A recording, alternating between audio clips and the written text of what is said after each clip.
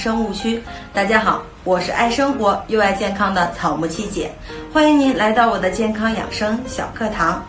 最近夏天到了，好多人呢都喜欢吃雪糕和冷饮，但有一部分朋友们呢，可能一吃凉的喝冷饮呢就会咳嗽。对此呢，有的人是觉得那吃凉的刺激喉咙了，所以就咳嗽了，觉得也没什么。有些人却觉得，如果吃了凉的咳嗽的话，就是一些大病的征兆。那为什么我们吃凉的会咳嗽呢？从中医上来讲啊，是因为冰负了阳气，这个呢是对我们身体最大的伤害。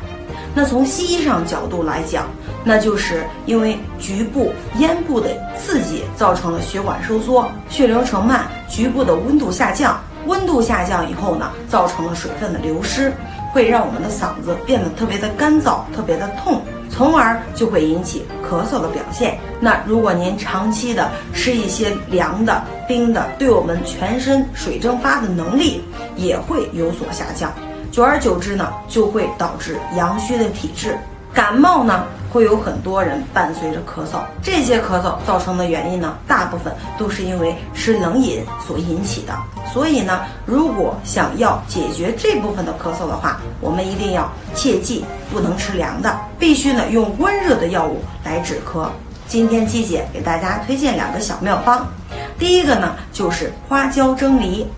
我们用鸭梨、雪梨都可以，水分多一些的梨是最好的。我们把它挖空去核以后，把里面放上一点花椒，用开水呢在锅上蒸半个小时。蒸好以后呢，我们可以连梨带下面蒸出来的水一起食用。第二个呢叫姜丝柿饼，我们用生姜20克切成丝，再去超市买回一些这种又圆又扁的柿饼，将这个姜丝啊塞在柿饼里边，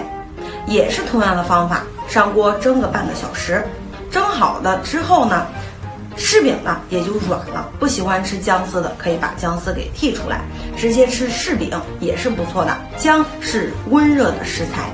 那柿饼呢在中医里面又有收敛的效果，这种对于久咳而不能治愈的朋友们会有很大的帮助，还有很好祛寒的功效。如果有感冒的朋友也可以尝试一下以上我说的2个方法。